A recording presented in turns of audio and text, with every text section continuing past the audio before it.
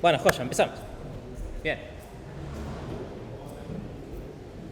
Primero que nada, ¿entregaron el TP0? Los que no lo entregaron lo están terminando, lo están por entregar. Sí, es importante que no se atrasen, sobre todo al principio. Porque si se empiezan a atrasar ahora, se van a atrasar con todo lo que viene después. Porque hoy ya les damos el enunciado de la pila. O sea, tienen un fin de semana largo para cuidar la pila, tranquilos. ¿Sí? Nadie nos va a joder. Y se entrega, no me acuerdo cuándo. Y a partir de ahí arranca. O sea, esto es recién, hasta ahora viene fácil, viene tranquilo. Si dentro de un par de semanas se va a poner complejo. Así que traten de mantener la materia al día. Si lo más importante es mantenerla al día. ¿Sí? Bien, espero que hagan cuenta de lo que digo. En fin, vamos con la clase de hoy. ¿Sí? Repasemos un poquito lo que vimos en la otra clase, que es como un tema medio complejo, ¿sí? Difícil de captar, que es el tema de interfaces. Puntualmente cómo funciona este lenguaje, ¿no? Porque el tema de la interfaz es un concepto bastante complejo, se usa en un montón de lados. Nos importa un poco cómo se usa en este lenguaje y cómo lo vamos a usar nosotros para lo que nos conviene a nosotros, ¿sí? Más allá del tema en general. Bien. Y después vamos a ver otro tema. Y después ya con lo que vemos hoy, tienen prácticamente todo lo que necesitan saber del lenguaje para hacer todo lo del cuatrimestre. ¿Sí? A partir de las próximas clases van a ser un poco más prácticas, vamos a hacer más ejercicios y demás. Pero bueno, necesitaban ver todo este contenido ahora, porque si no, no saben codear, ¿sí? Entonces necesitábamos ver esto primero, ¿sí? Pero bueno, empecemos con esto, ¿sí? Repasemos un poquito lo que vimos el otro día, ¿sí? ¿Qué son nuestras interfaces? Estos cuadrados de mierda. Tengo que sacar esta... Ahí va, ¿sí? Vale. ¿Está grabando? Sí, está grabando. Algo que vimos el otro día, una manera con la cual podíamos usar las interfaces, ¿sí? Es para agrupar comportamientos, ¿no? Nos podía permitir abstraernos de cómo estaba implementado algo puntualmente, ¿sí?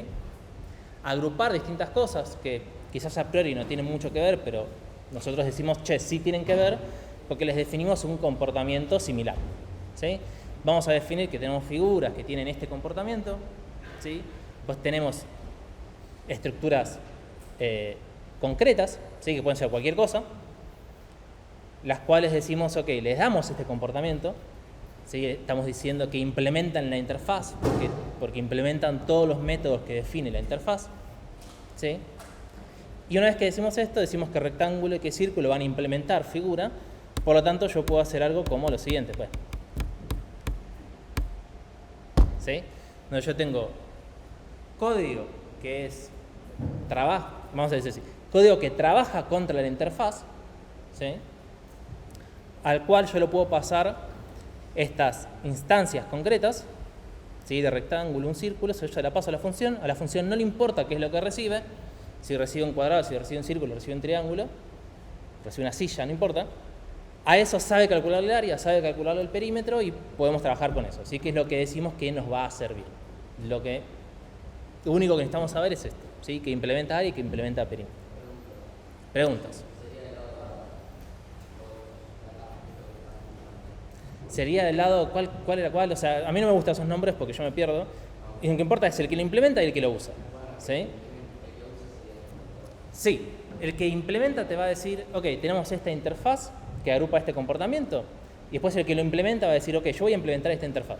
Yo voy a crear mis estructuras puntuales, yo voy a crear rectángulo, él hizo la figura, yo implemento los métodos de rectángulo, que sean área y perímetro, y después los puedo usar donde yo quiera. Si después quiero agregar una nueva figura, implemento el nuevo struct, implemento los métodos de ese struct, y lo agrego acá sin ningún problema. Sí, esa es la idea. De vuelta, o sea, esta idea de los sombreros es abstracta. Yo puedo hacer todos los roles al mismo tiempo. Yo soy el que lo implementa, yo soy el que lo define y no importa. ¿Sí? El tema es en cada momento distinto quién hace qué. Cuando vayamos adentrándonos un poco más, quizás va a estar un poco más definido los roles y va a haber instancias donde definimos cosas y instancias donde las implementamos. Sobre todo si empiezan a trabajar en grupo. Cuando hacemos en grupo, a veces tiene sentido dividirlo así. Pero bueno, en fin. Sí, esta es la forma más básica de usar interfaces. ¿Está acá? ¿Vamos bien? ¿Alguna duda con este código acá? ¿No? Bien. Joya. A ver. ¿Cómo sabe entonces Go que esto funciona? ¿Sí? Porque compilamos nuestro código, ¿sí? Parte del proceso de compilación es chequear cada uno de los tipos que nosotros tenemos definido, ¿sí? Chequea contra las interfaces que hubiese. Si machea, ¿sí? Go, el lenguaje, dice, esto machea, entonces implementa la figura. Entonces este código que hicimos recién compila. ¿Sí? Si nos faltase algún método, el compilador te va a decir, che, esto no implementa la interfaz. ¿Sí? Es bastante obvio. Y si es un editor de texto, un IDE medianamente moderno, ya se los va a decir ahí, subrayado en rojo, y esas cositas bonitas que nos gustan a nosotros. ¿Sí? Antes de compilar siquiera. Entonces, una vez que sí lo implementa, puedo hacer cosas como esta. Tengo una función que crea un círculo, ¿sí? Pero me devuelve una figura, no me devuelve un círculo concreto. Entonces, el que usa esto recibe la figura, sabe que está creando un círculo con un radio, pero recibe una figura. ¿Por qué? Porque lo único que quiere hacer con eso es tratarlo como figura, que es ver el área, ver el perímetro. ¿Sí? De vuelta, todo esto depende de lo que queramos hacer. Este ejemplo es muy de juguete, no sirve mucho, ¿sí? Pero cuando empezamos a hacer cosas va a servir a hacer este tipo de cosas. ¿Cómo lo vamos a usar nosotros en los TDAs que vamos a empezar a ver hoy? ¿Sí? De la siguiente manera. Tenemos implementaciones concretas, ¿sí? Podemos tener una pila enlazada, una pila dinámica, como ya vimos. ¿Sí? Vamos a tener una interfaz pila, que es la que nos va a decir cómo se comporta una pila, ¿sí? Que tiene básicamente 4 métodos, que acá no me entraban, pero eran pilar, está vacía y ver tope. ¿Sí? Y después, dentro de nuestro código del TP, bueno, lo que quieramos hacer, ¿sí? En cualquier contexto, siempre vamos a recibir y operar con pilas, nunca con las implementaciones concretas. ¿Sí? Y algo que no escribí acá, pero bueno, ya lo van a ver hoy. Cuando implementemos estos TDAs, además de tener la interfaz y tener la implementación concreta, siempre vamos a tener una funcioncita, como la de círculo que vimos recién, que me va a poder crear algo concreto de ese TDA. ¿Sí? Vamos a tener un crear pila dinámica que me va a doler una pila. ¿Sí? Todo eso va a estar en lo que van a tener que empezar a hacer hoy cuando les demos el enunciado, pero me estoy adelantando un poco. ¿Sí? Pero bueno, me tengo que acordar de agregar esto acá después. Y así es como nos vamos a manejar. ¿Sí? Con todos los TDAs que hagamos, con la pila, la cola, la lista, el hash, el árbol, el heap y el grafo, vamos a hacer siempre esto. ¿Sí? Vamos a tener una interfaz que nos va a definir todos los métodos. Vamos a tener una implementación concreta, generalmente van a estar en 2 archivos distintos. Vamos a tener la función que nos va a crear esa cosa concreta según nuestra implementación. Y obviamente vamos a tener test para eso, que también lo vamos a ver. ¿Sí? Pero de vuelta, estoy adelantando un poco. Pero siempre vamos a trabajar de esa misma manera. ¿Bien? De vuelta, ¿para qué sirve esto? Para que cuando yo opere o haga lo que yo quiera hacer con una pila concreta, no me tenga que importar si es una pila enlazada o una pila dinámica. Lo único que me importa es que es una pila y que se comporta como pila. Entonces solamente voy a poder usar los métodos que defina la pila. ¿Sí? ¿Preguntas? Sí. ¿Cuál es la diferencia entre pila enlazada y dinámica? ¿A qué te referís? O sea, bueno, lo vieron en la teórica el otro día. ¿Sí? Teníamos 2 formas de implementar una pila. Una era con una estructura enlazada, otra era con un arreglo dinámico. Si no se acuerdan, revisen la teórica de hace unos días. Al revés. Bien. Más preguntas.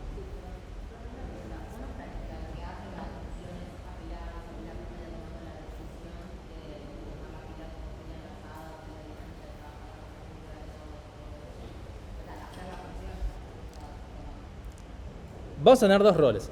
Primero, alguien va a definir la interfaz, ¿no? O sea, en realidad, ese alguien vamos a ser gente nosotros, como cátedra, porque nosotros les decimos, ok, universalmente aceptado está que la pila tiene estos 4 métodos, que la lista tiene estos 12 métodos, ¿sí? Etc. Ustedes, como Alan, o el que implementa, van a implementar implementaciones concretas de estos TDAs, ¿sí? Van a hacer su pila dinámica, van a hacer su cola enlazada, van a hacer su lista enlazada, van a implementar todos los métodos para que cumpla con la interfaz. Y después en sus TPs van a usar esas implementaciones que ustedes hicieron. ¿Sí? No sé si respondí la pregunta o me fui de tema. Me olvidé. ¿Cuál era la pregunta?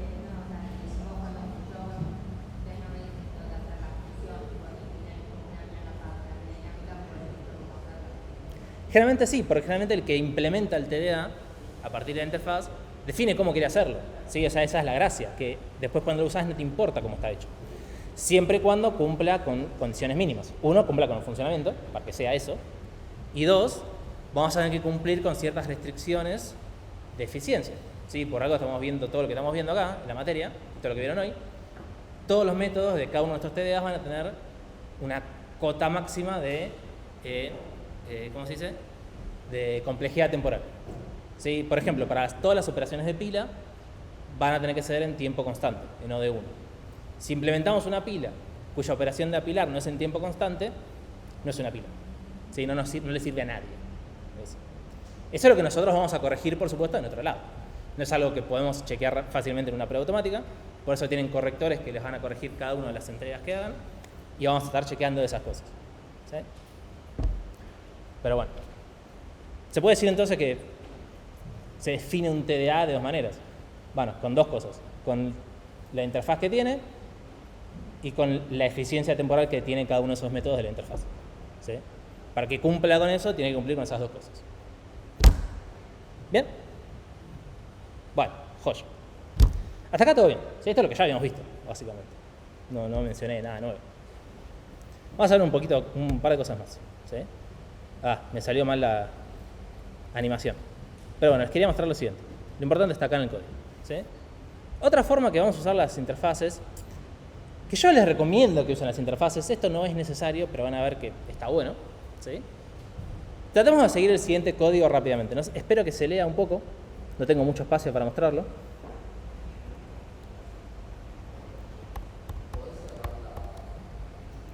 Estoy viendo de... ahí va. No, creo que era Control Command D. ¿No? ¿B decís que era? Bueno, ahí va. Ups, no tenían que ver eso. Supónganse que tenemos el siguiente TP, que no importa lo que haga, así tienen que seguirme un segundito. La idea de esto es una demostración. ¿Sí? Típico TP, tenemos una función main donde el usuario o un archivo de entrada, no importa, van a ejecutar distintos comandos, vamos a hacer acciones en base a comandos. ¿Sí? Esto es muy TP de algoritmos 1. Y supongan que hacemos lo siguiente, ¿no? Chequeamos que el input que leemos de consola, si es tal acción, hacemos, no sé, la acción de chequear cuántas personas hay en una fila. ¿Sí? Supongo que es un supermercado o algo parecido. Esto me dice cuántas personas hay, chequeo si hubo un error, si no hubo error, muestro la cantidad de personas. ¿Sí? Si tengo que hacer la acción número 2, me fijo, bueno, cuánta plata hay en tal caja. ¿Sí? De vuelta, supermercado, contexto. En la caja número 3 hay tanta plata. Chequeo si hubo un error, etcétera. ¿Sí? Lo muestro. Etcétera con cualquier acción que hagamos. ¿No? O sea, de vuelta, TP básico de algoritmos 1. ¿Cómo mostraríamos las personas? Supónganse que es algo así. Tenemos un slice de personas. Cada persona tiene una forma de llamarse string. ¿Sí? Les mostramos cada una. Les agregamos un slice, mostramos el slice. Lo mismo con el dinero en caja. ¿Sí? Hasta acá todo bien y no parece que haya nada malo. O sea, nuestro código, hagamos de cuenta que hace lo que tiene que hacer. ¿Sí? Pero ¿cómo podemos usar interfaces para que esto sea un poquito más bonito? ¿Sí? Acá donde estarían, por ejemplo, implementados los comandos. Mucho no importa. ¿Sí? Lo importante es que le quiero mostrar es lo siguiente.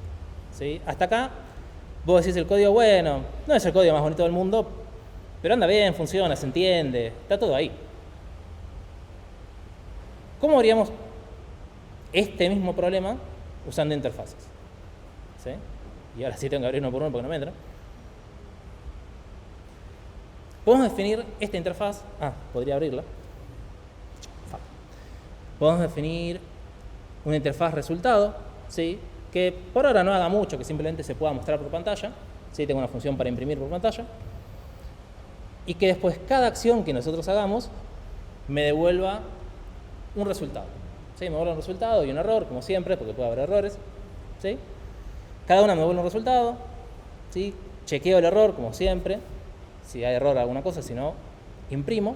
Pero fíjense cómo acá empezamos a trasladar la responsabilidad de, ok, ¿cómo muestro algo por pantalla? ¿Cómo calculo un resultado? Bueno, se lo delego directamente a cada implementación de resultado. ¿Sí? Cada una de estas comandos, de estas acciones, va a devolver un resultado distinto. Son todos, fíjense acá, son todas implementaciones concretas. Acá tengo resultado fila, que adentro tiene una fila de personas y cuando imprime, básicamente hace lo que hicimos antes, ¿no? Que es agarrar las personas del slice, convertirlas a string y devolver un string con todo eso. ¿Sí? El resultado en caja, lo mismo, ¿sí? Lo que vimos antes. Pero acá cambiamos y shifteamos un poco. La responsabilidad está en cada resultado, porque cada resultado va a implementar la función imprimir, ¿sí? De nuestra interfaz, ¿sí? Que está acá. Entonces en el main, espero no estar mareándolos, yo puedo tratar a cada uno de estos de la misma manera, ¿sí? Como un resultado. Cada resultado se va a saber mostrar por pantalla.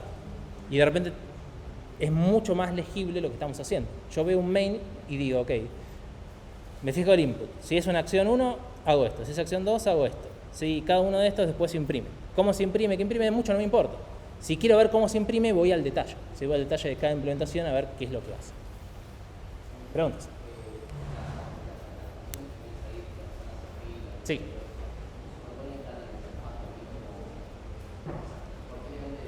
Eso tranquilamente podría ser. O sea, acá ya es debatible, ¿sí? Esta es mi idea de cómo afrontar este problema. No es que le digo que tienen que hacerlo así. Es algo que podrían hacer. Si ustedes podrían pensar, como bien dice cada uno de ustedes, che, y si cada uno de estos en realidad es como un comando y puedo tener una interfaz comando donde cada comando tenga un accionar y cumplen con eso, sí, tranquilamente puede ser. O sea, las interfaces están en todos lados.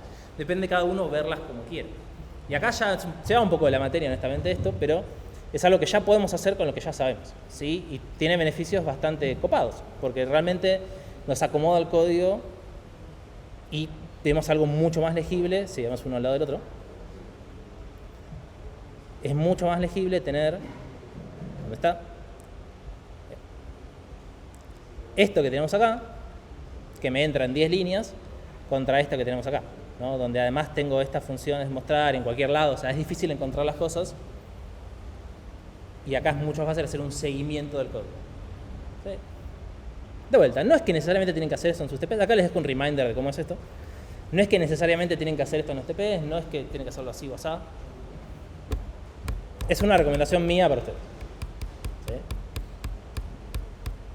Obviamente, si después hacen algo muy feo en sus TPs, no es que les vamos a decir, bueno, no importa. Bueno, sí que importa un poco. O sea, por algo hicieron algoritmos 1. O sea, ya saben hacer este tipo de cosas. ¿Sí? Ya saben cómo modularizar su código para que no sea horrible. Si está mal, se lo vamos a marcar. Pero bueno. Algo que no mencionamos todavía es que, bueno, lo estoy diciendo acá, los errores que venimos manejando hasta ahora, en realidad son interfaces también. ¿Sí? Y yo puedo empezar a crear distintos tipos de errores para manejar distintos casos puntuales. Porque para eso sirven las interfaces, para tener distintas implementaciones concretas y agrupar comportamiento. Yo puedo tener una división por cero error, que casi todos los lenguajes tienen, ¿sí? Le defino puntualmente, no se puede dividir por cero, ¿no? O sea, es un mensaje de error muy claro, ¿sí? Fíjense que la interfaz error, esto no lo escribí yo, esto está escrito en Go. Lo puse acá para que lo tengan de referencia, pero es así, el lenguaje ya lo tiene incorporado. Si queremos implementar esta interfaz, tenemos que definir este método, ¿sí? Error, que devuelve un string. Fíjense que acá siempre devuelve lo mismo, pero en este error, puntualmente, este que es de conexión, ¿se acuerdan el ejemplo del servidor que hicimos en la clase pasada? Este error podríamos devolverlo ahí, ¿sí? Tiene un campo siquiera, que es una IP. ¿Cómo? Esto que hacemos acá son errores. Sí, o sea, todos los errores que tengamos en nuestro programa, algunos, todos o pocos, no sé, depende, va a tener sentido hacer este tipo de cosas. ¿Sí? ¿Por qué? Porque, de vuelta, es más fácil entender y fluir en el código si en un lado veo que hay un connection error a simplemente leer esto en las líneas de la consola. ¿Sí? ¿Cómo lo usaría? Yo puedo hacer lo siguiente. Puedo chequear el tipo del error que me está devolviendo y en base al tipo hacer algo puntual. ¿Sí?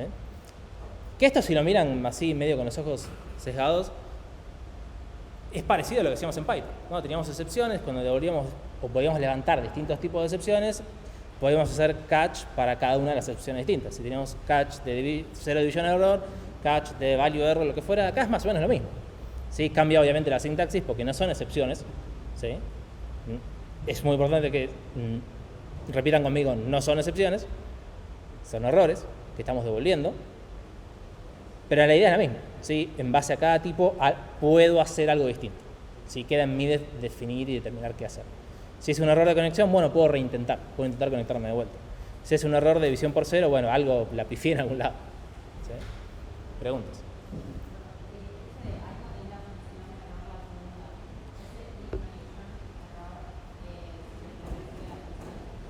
¿Cuál? Me mareé. ¿Esto de acá? Sí. Ah, claro. Esto que tenemos acá es el tipo connection error implementando la interfaz error.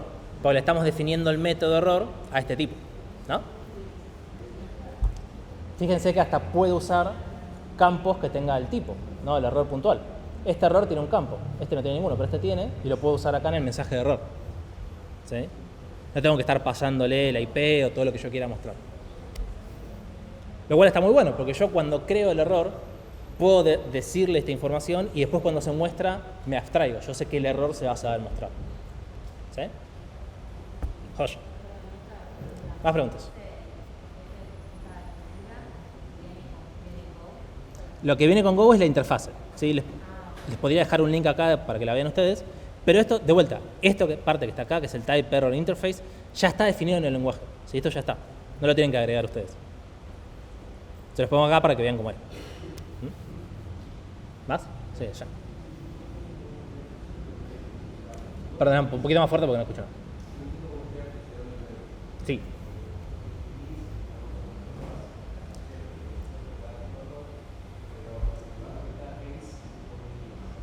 Lo que vos quieras. Me preguntan, ¿cómo está funcionando el main? Si yo acá ejecuto algo de código, no importa que ejecute, ¿sí? O sea, nos traemos de eso, algo que me puede volver un error, y yo sé que en mi código puedo tener los siguientes tipos de errores, ¿no?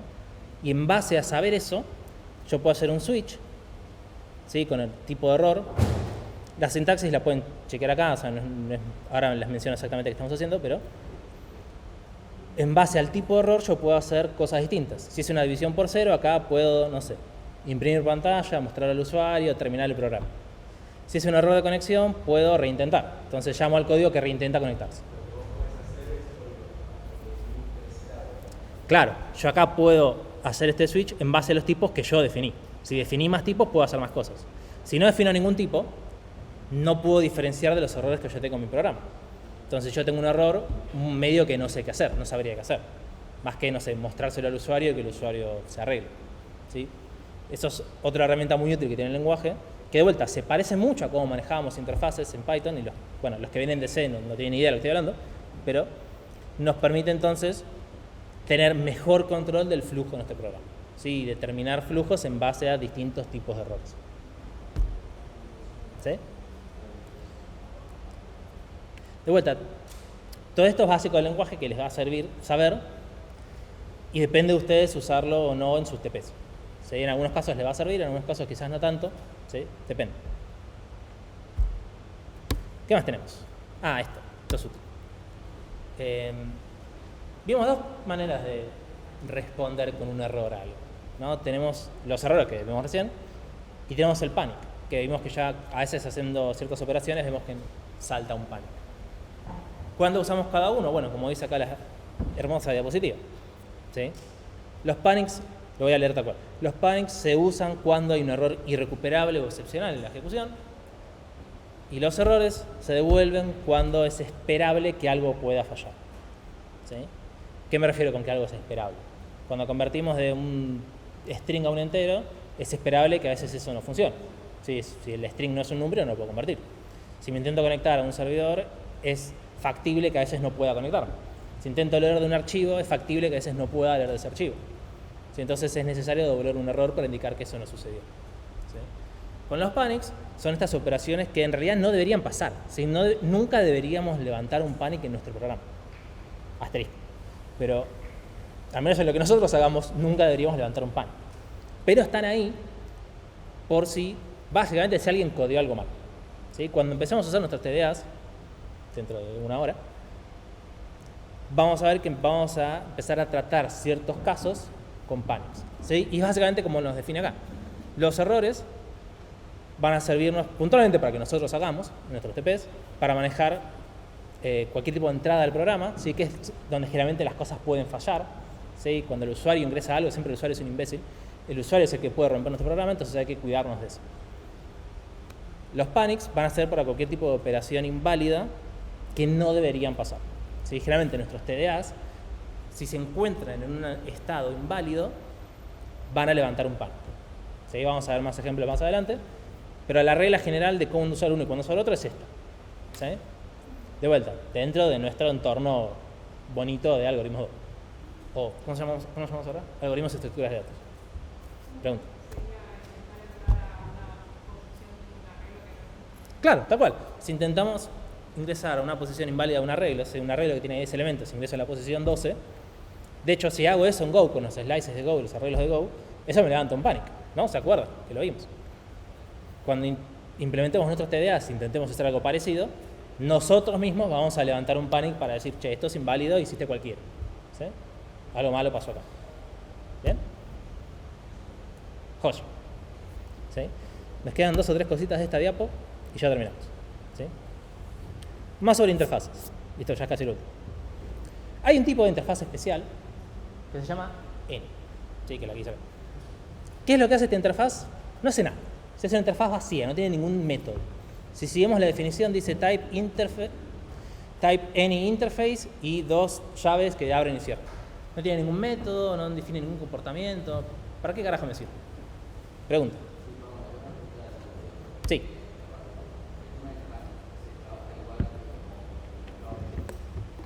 ¿Cómo trabajamos con panic? Ya vamos a ver. Por ahora no nos importa mucho.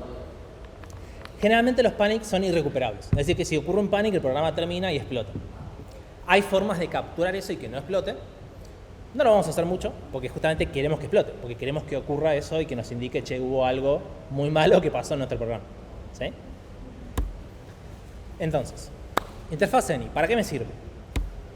¿Sí? Yo puedo, como no tiene ningún método, yo puedo decir que esta interfaz la cumplen todos los tipos. ¿Sí? Si no hay ningún método que cumplir, entonces la cumplen todos.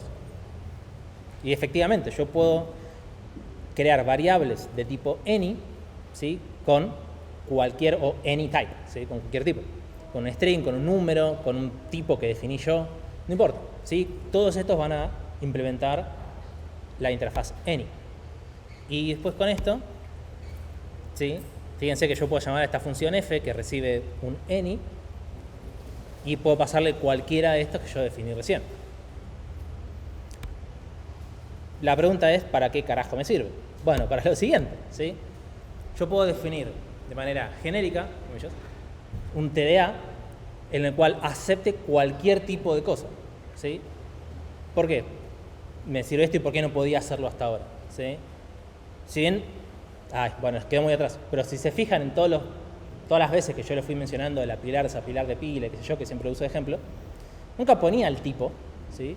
Porque como es un lenguaje de tipado estático, ¿sí? Cada vez que definimos un método, una función, lo que fuera, tenemos que definirle un tipo, ¿no?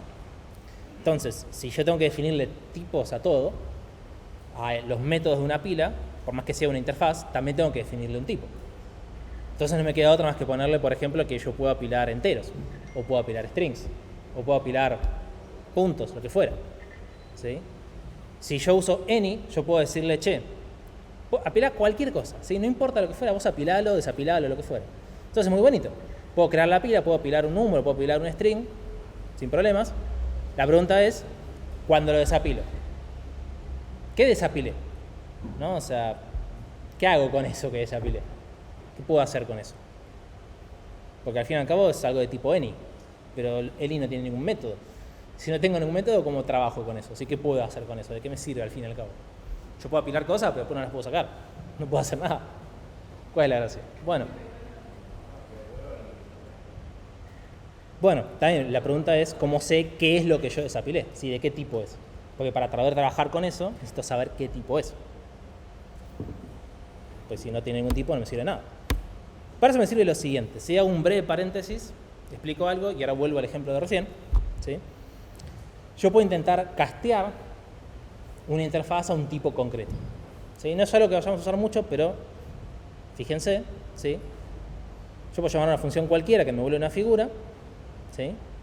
Y yo digo, bueno, esta figura que me devolvió esta función, que es de tipo figura, tendría que haberlo puesto acá, la voy a castear al tipo círculo, ¿sí?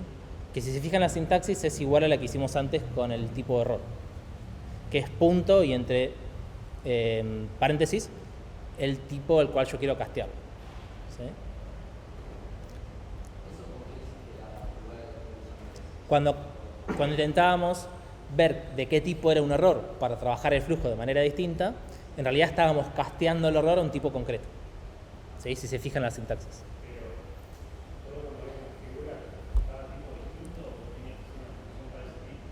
Bien, es un tema, ¿no? Porque puede ser que se rompa, porque tranquilamente esto, sí, me devuelve una figura, pero esa figura no necesariamente es un círculo. Se podía ser cualquiera de las que vimos antes. Puede ser una que ni siquiera estoy registrando que existe. Y si yo la intento castear un círculo y no es un círculo, voy a tener un panic, o sea, voy a tener un error en tiempo de ejecución. Fíjense que esto no es algo detectable al momento de compilar. Voy a tener un error en tiempo de ejecución que me dice, che, no pude convertir. Si este any o interfaz vacía, en realidad es un rectángulo, no es un círculo. Qué problema. ¿Sí? Esto me puede fallar en tiempo de ejecución y no tengo forma de capturarlo en la compilación. O sea, no es algo que yo pueda arreglar en mi código. ¿Qué hacemos? Bueno, podemos hacer dos cosas. Una, fíjense que bonita la sintaxis. Puedo intentar castear, ¿sí?, a la función. Bueno, acá debería decir figura. Pero le intento castear al círculo y devuelvo dos cosas. El círculo casteado o un booleano. Si el booleano es true, me dice, che, la pude castear. Si el booleano es falso, es porque no la pude castear al tipo correcto. Entonces, en vez de levantar un panic, esta función, mejor dicho, este casteo, me está devolviendo este booleano que yo puedo manejar por sí o por no. ¿Sí? En base a eso, hacer algo. Otra manera es haciendo un switch, que es lo que vimos antes con los errores, ¿sí? Yo puedo hacer un switch sobre el tipo de la figura, ¿sí? Y si es rectángulo, hago algo. Si es círculo, hago algo. Si no es ninguno de los dos, no sé, hago otra cosa. ¿Sí? ¿Preguntas?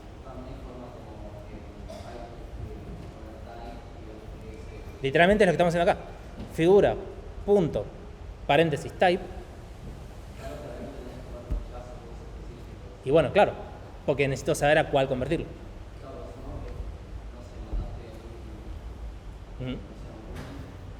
Ok. Sí. Bien. Puede llegar a ser un problema esto, porque como dicen ahí en el ejemplo que me dijeron recién, está bien, yo acá capturo rectángulo, círculo y tengo un default por las dudas, pero tranquilamente a esto lo puedo agregar tipos. Alguien más le puede haber agregado tipos, sí, que implementa la interfaz, y puedo tener otro tipo que no está contemplado acá.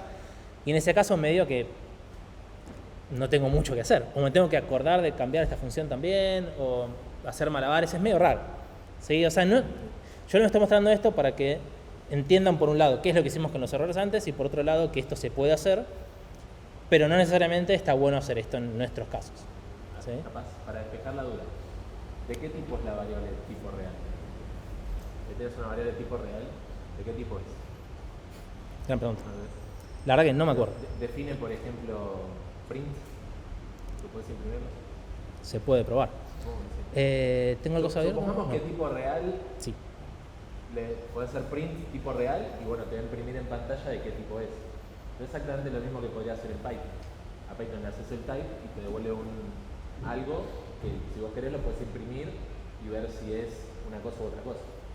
Pero si vos querés en el código actuar sobre eso, va a tener que decir si lo que tengo es de este tipo, hago cosas de este tipo. Si es de otro tipo, hago cosas de otro tipo. Entonces, en definitiva, esto te permite hacer todo lo que Python te permite hacer también, pues funciona de la misma manera. Si me queda tiempo hoy, espero que sí, podemos codearnos un ejemplito y ver eso en persona, ¿sí? Yo creo que va a tener tiempo. Más preguntas.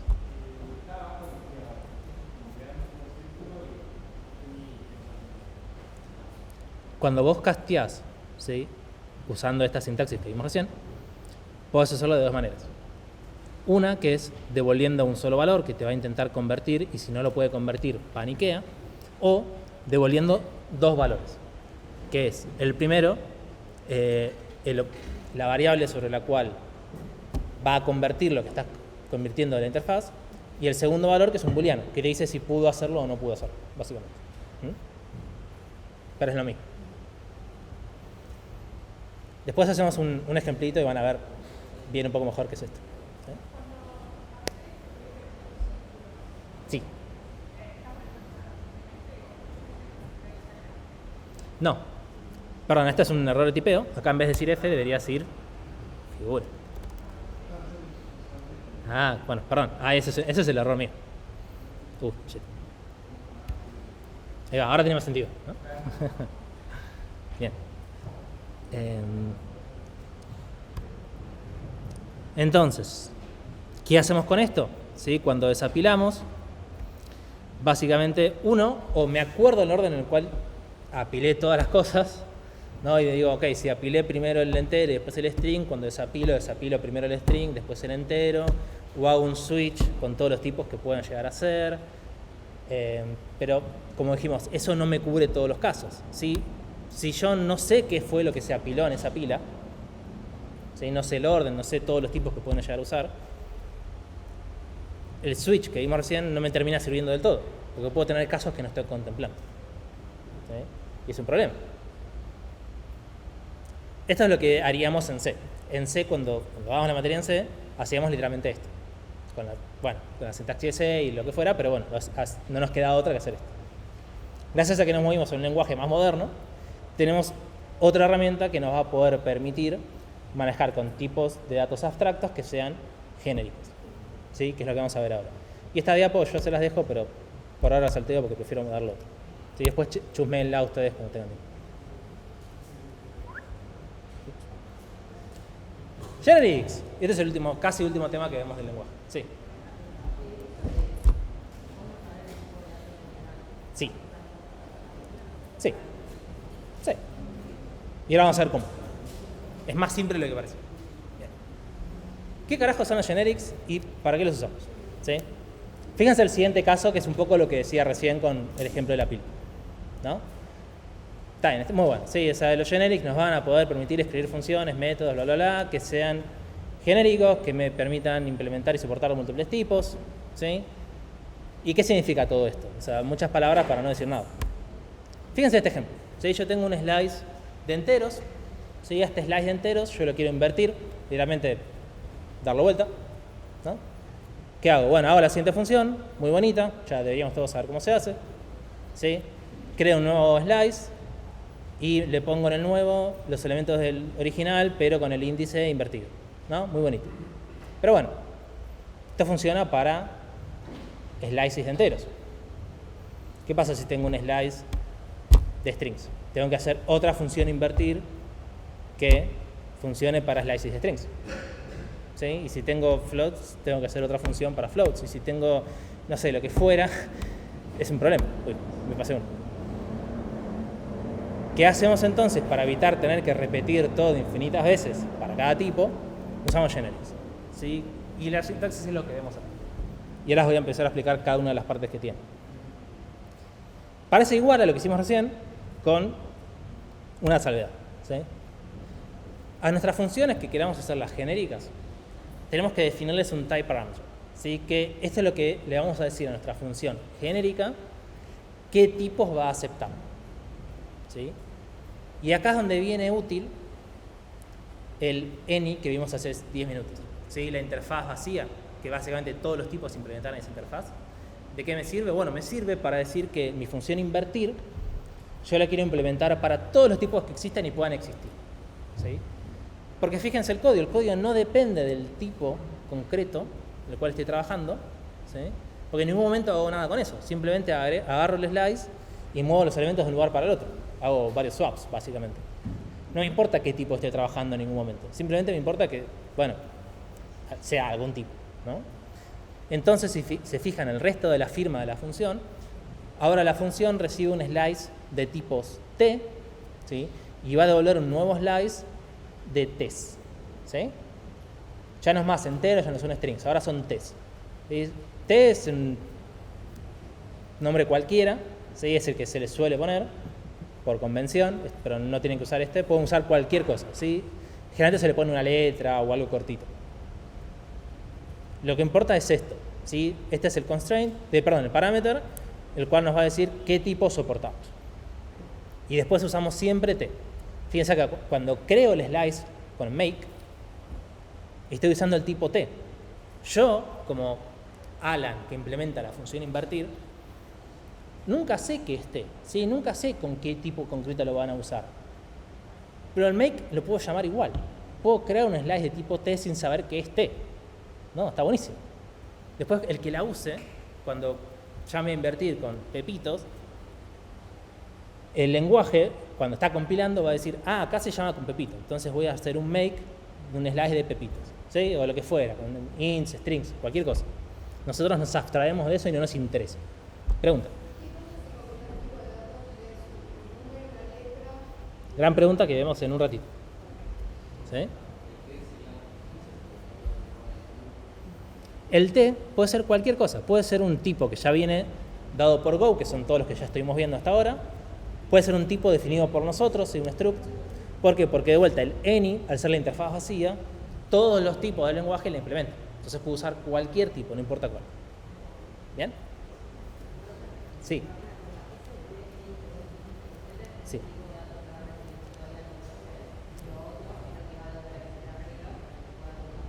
Exacto, sí, de vuelta. Para ser bien específicos, esta parte que agregamos acá es el type parameter, es lo que decimos que es lo que nosotros aceptamos como válido para nuestra función. Y después usamos ese tipo, es como si estuviera declarando un nuevo tipo, que después lo puedo usar dentro de mi función sin ningún problema.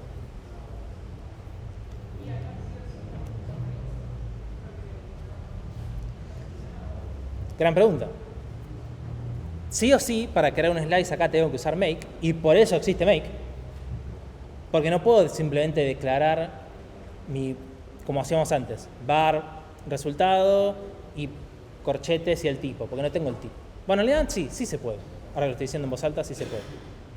Pero bueno, usamos make para tener ya la longitud de adelante, mucho no importa. Pero es verdad, sí se puede, estoy diciendo cualquiera, sí se puede. Usamos make, porque pintó. Bueno, en realidad tiene otro motivo que lo explico después, ahora no pasa nada. Bueno, esta es la sintaxis básica para hacer una función genérica. ¿Sí? Vamos a ver más cosas. ¿Cómo la usamos? Bueno, fíjense qué fácil. Defino mis slices de los tipos que yo quiera, mis slices enteros, mis slices de strings, y después llamo a la función invertir, pasándole el slice, y fíjense que le agrego algo acá al llamado, ¿sí? Que le digo entre corchetes el tipo que yo voy a usar para este llamado. ¿Sí?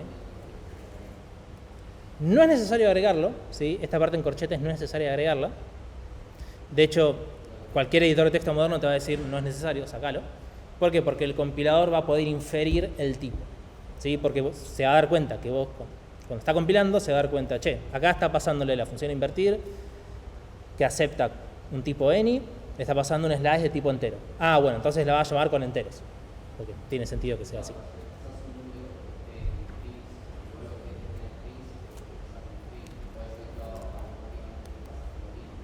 Si vos querés, no te lo va a convertir, nunca te lo convierte. Te va a tirar un error de compilación. Si vos querés forzarlo, se lo podés agregar por si no sabes de dónde viene esto y qué sé yo, cosas. ¿Sí? Pero de vuelta, esto es, ¿cómo se dice? Opcional, no es necesario agregarlo. ¿Sí? Yo se los muestro para que vean cómo es. Bueno, muy fácil. ¿Qué más tenemos? Lo mismo con structs. ¿Sí? Nuestros structs los podemos definir de manera genérica. ¿Sí? Y acá fíjense que usamos otro tipo, no usamos el any, puntualmente para mostrarles cómo es, que es este de acá, que se llama ordered. ¿Sí? Ordered, sí. La sintaxis es igual a la que veníamos haciendo recién. ¿Sí? Yo tengo que agregarle el type parameter a la definición del struct. ¿Sí? Básicamente le estoy diciendo a este struct de arreglo dinámico, che, lo quiero hacer genérico, pero para estos tipos que yo defino acá. ¿Sí? Que van a estar definidos por esta interfaz. Entonces después yo puedo hacer lo que quiera con eso. ¿Sí? Adentro voy a tener un slice, va a tener un slice interno de tipo T, y después los métodos de mi struct tienen que llevar el type parameter también. ¿Sí? Fíjense que acá es donde lo defino y acá es donde lo uso. ¿Sí? Fíjense la diferencia. El receiver de esta función tiene, ¿sí?, el type parameter puesto acá, adelante. y la función recibe un tipo T. Sí.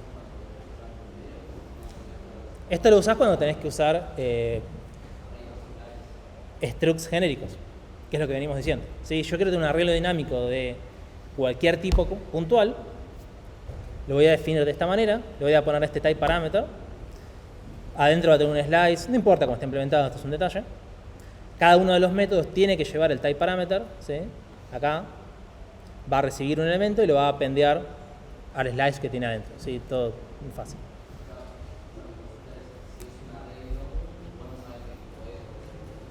Uh-huh.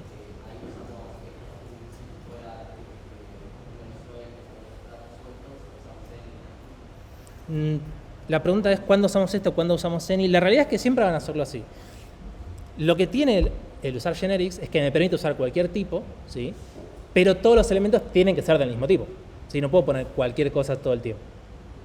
Tienen que ser del mismo tipo siempre. Sí. No. Si quisiera hacer un vector que agregue cualquier tipo al mismo tiempo, ahí sí tengo que usar las interfaces que vimos antes, ¿sí? La interfaz Any o la interfaz que yo quiera y usarlo con eso. Pero no estás usando generics. Pero no estás usando generics y al fin y al cabo es probablemente que no vayas a hacer algo muy útil con eso, ¿sí? Generalmente vamos a tener estructuras que guardan siempre el mismo tipo de dato y después trabajamos con eso. Porque si trabajamos con múltiples tipos de datos al mismo tiempo, es difícil manejar. Acá sí es necesario decirle al struct que vamos a trabajar con este tipo puntual. ¿Sí? Acá le vamos a decir, che, este arreglo dinámico yo quiero que sea de enteros. Acá sí tenemos que explicitarlo porque cuando creamos el struct no sabemos después qué tipo le va a agregar el que lo esté usando, ¿sí? Tenemos que decirle que quiero que sea de enteros y después le vamos a poder trabajar solo con enteros, ¿sí? Si quiere trabajar con otro tipo, tenemos que explicitarle al crear el struct el tipo con el cual yo quiero trabajar, ¿sí?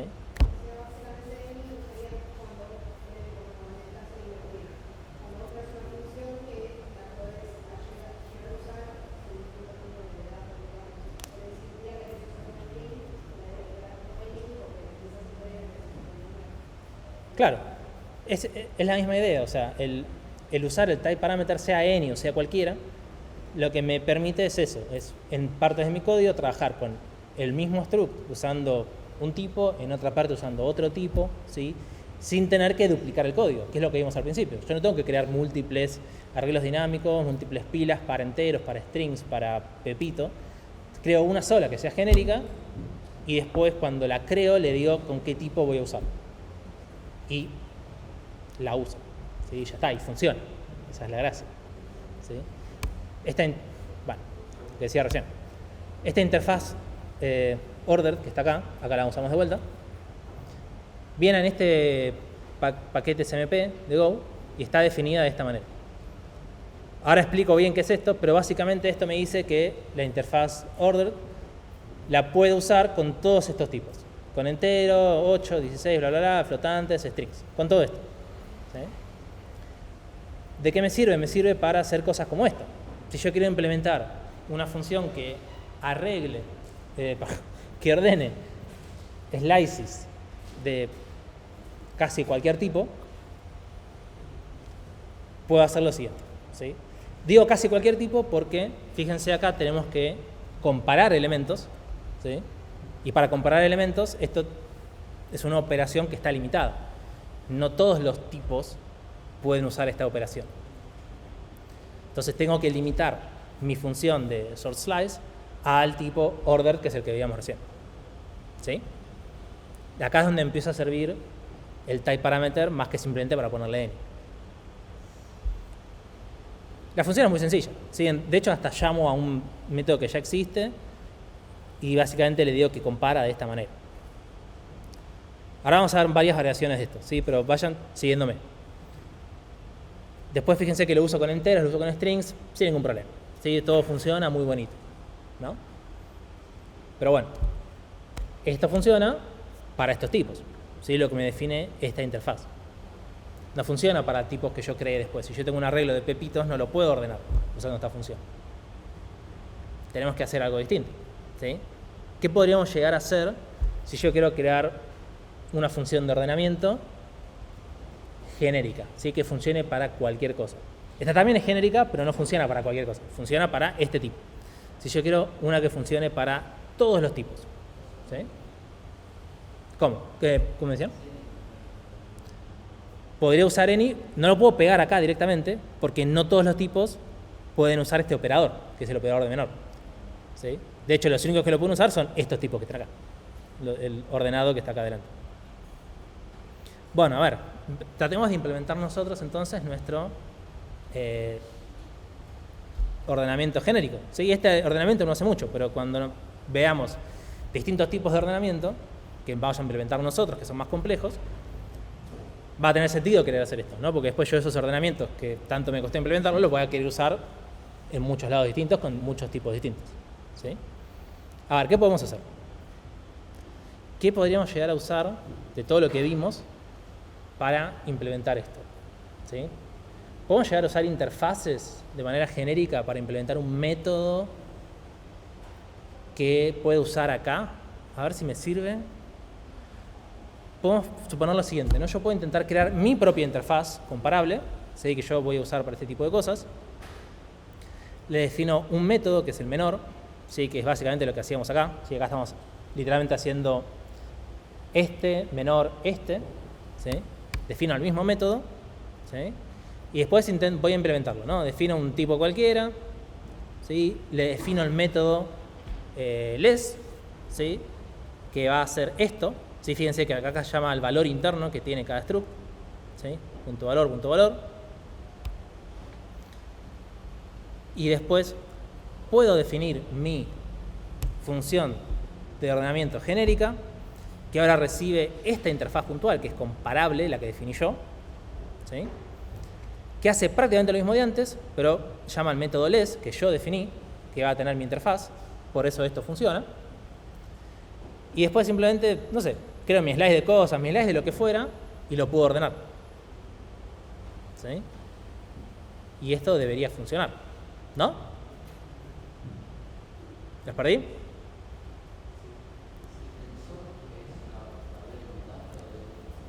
Este es un método interno de Go, no importa mucho lo que hace, es para no tener que hacerlo yo manualmente, ¿sí? Pero si hacemos un ordenamiento, en algún momento tenemos que preguntar si una cosa es menor que otra, no que es lo básico de un ordenamiento. Llamando al método less que yo definí para mi interfaz, es una forma de saltarme ese chequeo, ¿no? Yo digo, ok, esta interfaz comparable tiene el método less. Lo tiene porque yo se lo definí acá. Entonces yo puedo llamarlo acá. Entonces después puedo implementar tipos concretos que implementan esa interfaz, como esta cosa, que implementa el método less, literalmente acá lo recibe, lo usa, y yo podría tener esta función genérica que haga esto, ¿sí? Y va a funcionar, o debería funcionar, para todos los tipos comparables. ¿Sí? Acá definí uno, pero podría tener 20 tipos distintos que todos implementan la misma interfaz comparable, porque todos tienen este método. ¿No?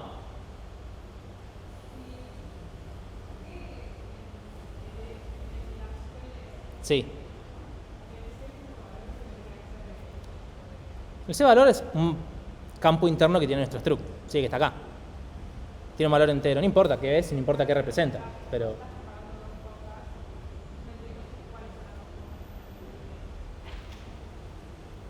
Mi función less, mi método, mejor dicho, va a recibir otra cosa y simplemente llama al campo valor que tiene interno, ¿sí? ¿Qué es esto? No importa. Es como intentar comparar dos cajas. ¿Cómo comparas dos cajas? Bueno, puedes hacerlo de muchas maneras distintas. Puedes compararlas por peso, por longitud, por lo que fuera. Lo importante es que tu tipo, caja, cosa, lo que fuera, sabe compararse con otro. ¿Sí? Sí. Claro. Es la que recibe acá. El receiver es el elemento sobre el cual la llamo y que pasa por parámetros es lo que pasa acá. ¿Sí? Acuérdense de no confundir las funciones con métodos. ¿Sí?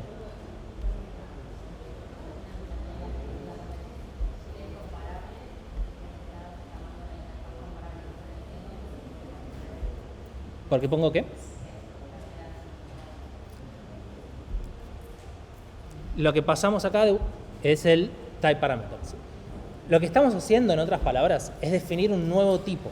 ¿Sí? Estamos diciendo que ahora vamos a tener un tipo T que es de tipo comparable. ¿Sí? Y dentro de nuestra función vamos a usar este tipo T. ¿Sí? Eso es para que mi implementación sea genérica y después yo pueda llamar a esta función con cualquier tipo que implemente esta interfaz, como veíamos recién. ¿Sí? El type parameter me permite eso. Entonces básicamente estoy diciendo, che, voy a tener un nuevo tipo T que está restringido a los tipos que define esta interfaz. ¿Sí? Y voy a trabajar todo con T's a partir de ahí. ¿Sí? Bueno. Sí.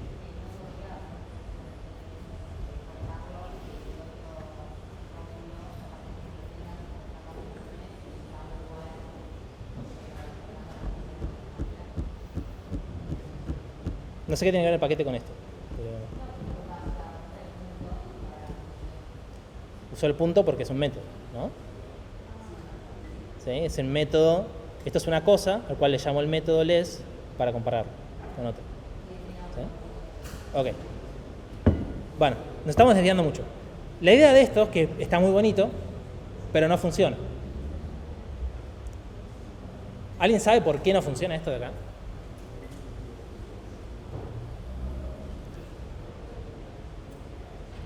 Esto de hecho no compila.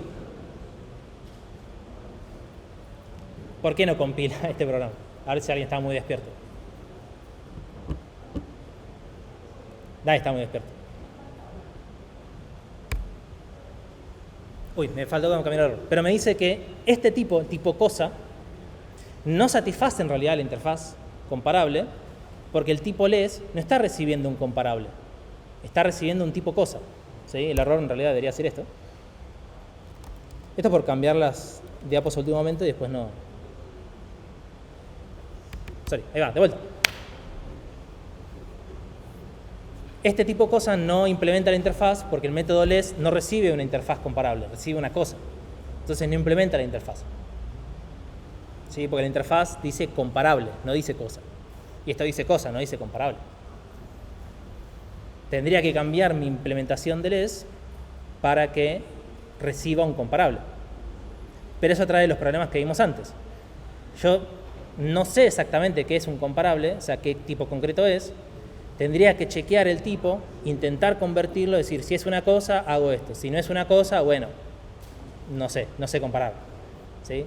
Si tuviera otro tipo, que es otra cosa, que tiene otra forma de representar sus valores, también tiene el método que recibe un comparable, también tiene que chequear los tipos, y si no es el tipo que espera, bueno, no sé, hace cualquier cosa. ¿Sí? Esto sí podría funcionar. Esto lo enchufamos al código que hicimos antes y funciona. Pero no está bueno. ¿Sí? O sea, no está bueno empezar a tener switches por todos lados para empezar a chequear los tipos concretos de las interfaces, porque es justamente lo que no queremos hacer. ¿Sí? No queremos chequear el tipo concreto de interfaz. Queremos trabajar contra la interfaz de manera genérica. ¿Sí? Que no me importe el tipo que hay por detrás. ¿Y qué carajo hago entonces? O sea, me quedé sin opciones. No puedo hacer métodos, no puedo ponerle otra cosa. Quizás pueda hacerlo con funciones, ¿sí? Porque las funciones no están atadas a los métodos, no están atadas a las interfaces, y quizás me funciona. Sí, yo tengo de vuelta.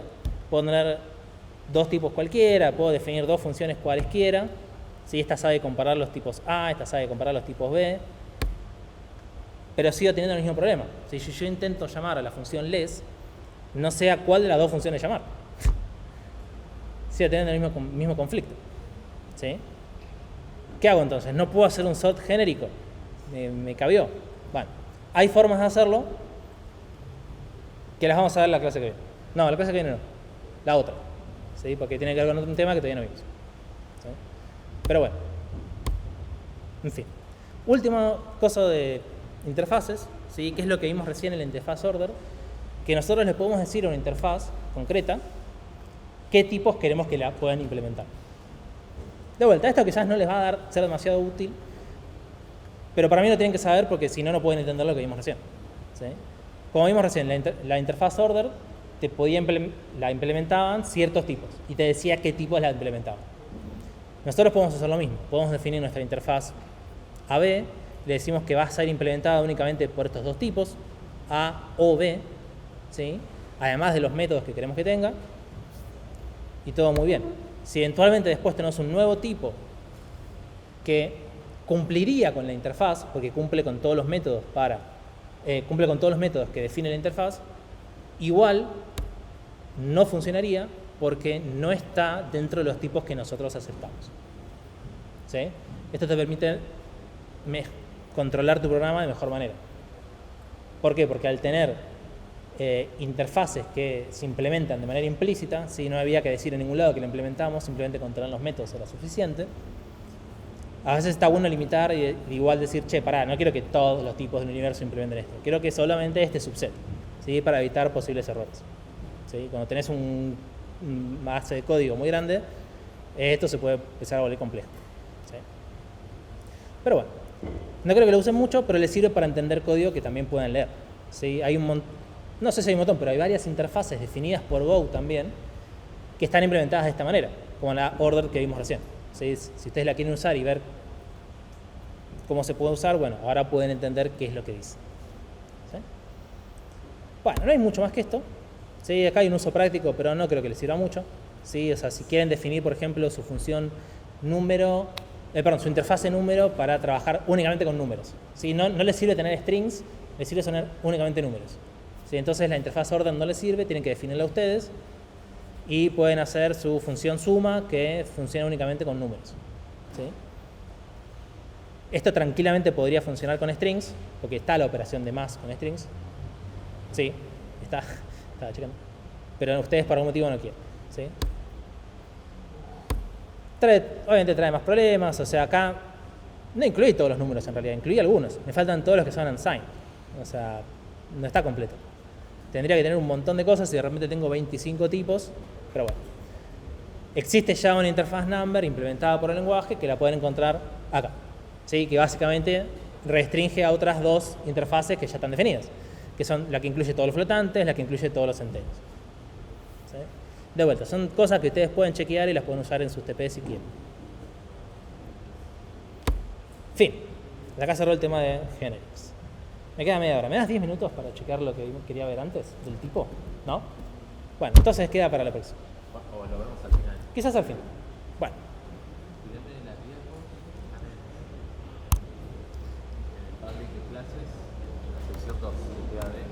Bien. Bueno, ahora sí viene la parte importante de la clase de hoy.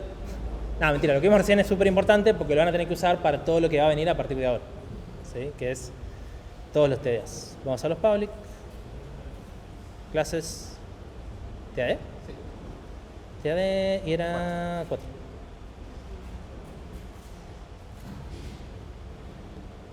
Bueno, vamos a pasar a explicarle el TDA pila que van a tener que hacer para el 4 de abril. Que no me acuerdo cuándo es. El viernes de la otra semana. Sí. Jueves. Bueno, es verdad. ¿Qué tal? Bueno, ya me conocen, no nos habíamos visto tanto las caras, pero soy Ezequiel. ¿Sí? Nos vimos el lunes de forma virtual y hoy les voy a explicar lo que es la entrega del TDA pila. ¿Sí? ¿Qué pasa? Hasta el momento de la materia, ustedes han tenido que hacer el TP0, tenía fecha de entrega hoy.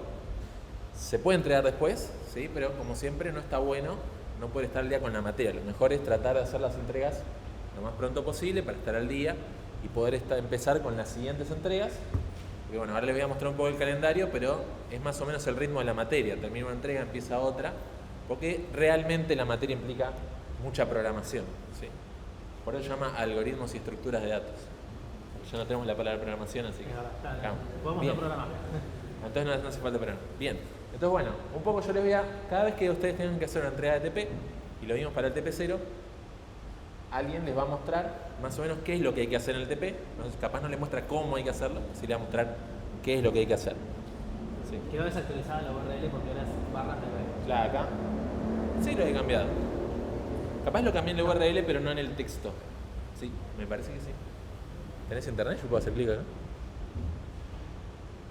No. Bueno, pensé que lo había cambiado. Comando W, ahí está. Bien, epa. Bien. Algunas cositas, pueden hacer preguntas, sí, está bueno el intercambio. Lo que sí les voy a pedir, no tengo un nivel de audición tan bueno como el de Fede, así que van a necesitar que lo hagan las preguntas un poco más fuerte, porque sé que Fede los escuchaba, pero yo no les escuchaba. Así que eso, como pedido personal, bien. Ahí está. Si ustedes entran en la sección de TP, lo primero que van a ver, TP0, ya lo habíamos presentado, con fecha de entrega hoy. Hoy presentamos la pila y se entrega el 4 de abril, que es el otro jueves. ¿Sí? Como siempre, tienen la posibilidad de poner entrega y decir, bueno, no llegué porque tal cosa o estoy resolviéndolo. Se puede, pero como digo, lo mejor es tratar de estar al día. Un poquito para mostrarles cómo tienen que configurar el entorno para esta nueva entrega. ¿Sí? Asegúrense de, dentro de su workspace de Go, crear una nueva carpeta TDAs. Esa carpeta TDAs le va a servir para todos los TDAs que le vayamos a pedir en el futuro. Entonces, dentro de la carpeta TDAs van a hacer un módulo TDAs. ¿Sí? Lo más sencillo. Carpeta TDAs, módulo TDAs. ¿Sí? Crean el módulo TDAs o le crea el Go mod y esas cosas. Dentro de esa carpeta TDAs van a crear una carpeta pila para tener un package pila. ¿Sí? Entonces, en el directorio de pila crean el paquete de pila y ahí copian todo el código que se van a descargar del sitio de descargas. Tengo unas fotitos mostrándoles cómo es el sitio de descargas, pero literalmente van al sitio de descargas, se descargan todos los archivos y se aseguran de ponerlos todos ahí en pila. ¿Sí? Y para este TP van a trabajar con todo lo que está dentro de pila.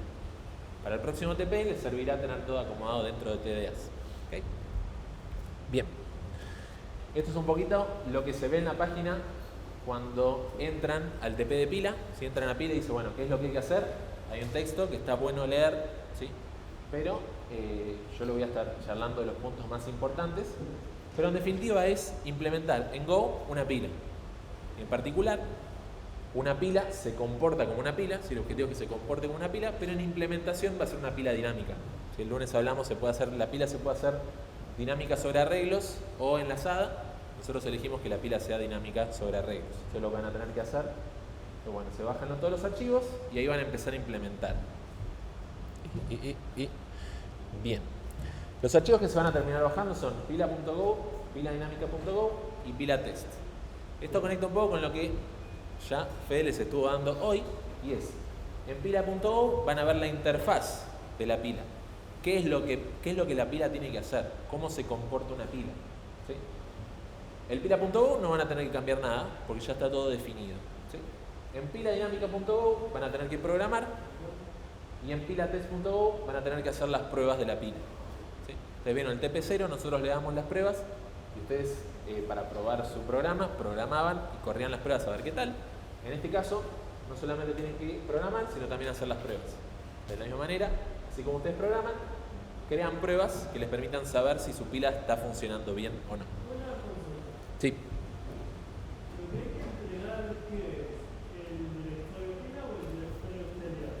En este caso va a haber que entregar el directorio pila. Entonces vos, si tenés una interfaz visual, puedes hacer clic derecho sobre donde dice pila, comprimir, y eso te va a hacer un pila.zip, pila. Lo que sea, y eso ya lo podés subir a la página. Bien.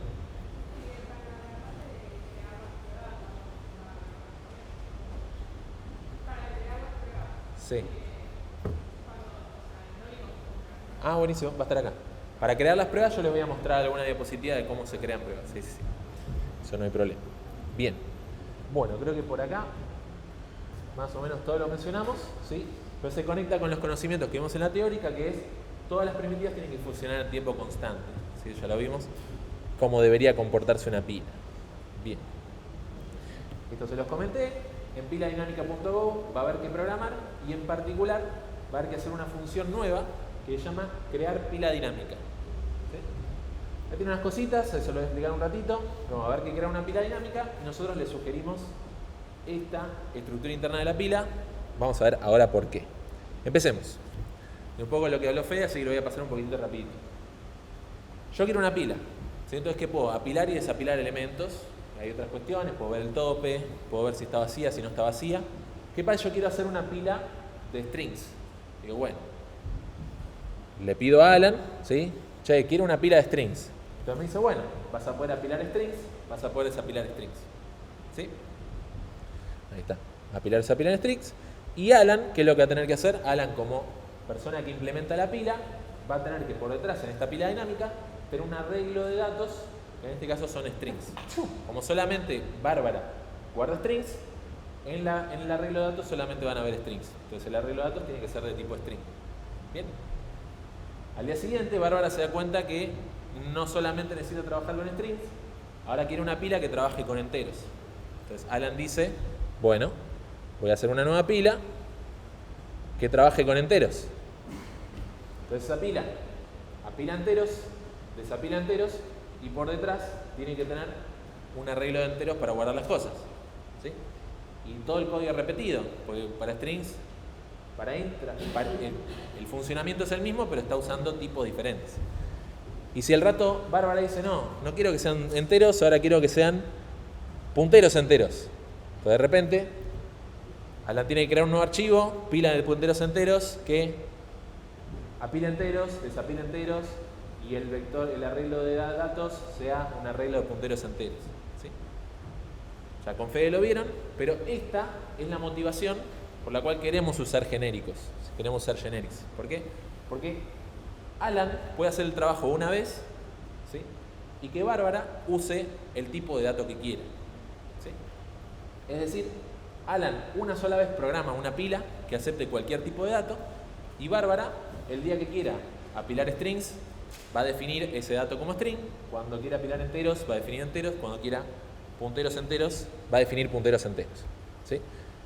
Por eso es que usamos los generics, en este caso, en la pila. ¿Sí? Queremos que Bárbara tenga la posibilidad de un día crear una pila que sea de enteros, otro día crear una pila de strings, etc. De hecho, ustedes en las pruebas se comportan como Bárbara. Entonces, dentro de las pruebas, ustedes van a poder crear una pila de enteros, van a poder crear una pila de strings. ¿Sí? El tipo que ustedes quieran. Para eso, Alan lo que hace es definir el tipo genérico T. ¿Sí? Le dice, bueno, se apilan T's, se desapilan T's y mi arreglo de datos es un arreglo de tipo genérico. Puede guardar, cada elemento de ese arreglo de datos puede guardar un elemento del tipo T. Ese tipo T todavía no está definido, pero al momento de utilizar la pila se va a definir. Va a quedar definido por el tipo de dato que Bárbara quiere usar. Si ustedes en sus pruebas crean una pila de enteros, ahí es donde se define, bueno, en este momento esta pila va a ser de enteros. Y en todos los lugares donde dice T, Go, como lenguaje, lo reemplaza por enteros. Si al rato ustedes en vez de enteros quieren usar otra prueba con strings, ustedes definen el tipo T como string y Go por detrás dice, bueno, ahora esta pila, en todos los lugares donde dice T, va a decir string. ¿Está bien? Eso es lo que Go hace dinámicamente al momento de ejecutar. Sí.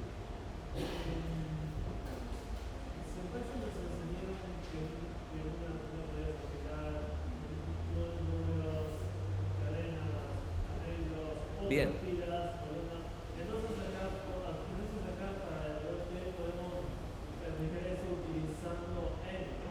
Bien. Por un lado, digamos, Bárbara podría decir que T va a ser la palabra any. Si Bárbara define que T es la palabra any, Bárbara va a tener la posibilidad de apilar un valor de tipo any. Y cualquier cosa cumple con la interfaz any, por lo tanto, Bárbara va a tener la posibilidad de apilar lo que quiera. ¿Sí? El tema es que, digamos, va a ser responsabilidad de Bárbara después trabajar con esa pila. Si yo pongo apilar 3, apilar subcondrule, apilar cosa, apilar círculo, apilar cuadrado, ¿sí? Después cuando desapilo, ¿qué hago con eso? Yo desapilo un elemento. ¿Y qué desapilé? ¿Desapilé un círculo, un cuadrado, un número, un subcondrule? No se sabe. Entonces, es algo que se puede hacer, porque tenemos la interfaz any como para definir variables. El problema es después, ¿qué hago con los elementos que saco de una pila si no sé lo que son? Pero en la práctica se puede hacer. Habría que ver en qué contexto eso sería útil. Bien. Acá está la estructura sugerida por dentro de cómo tendrían en piladinámica.go cómo se define la estructura de pila. Fíjense, se llama pila dinámica y ahí está, entre corchetes, definida esa T.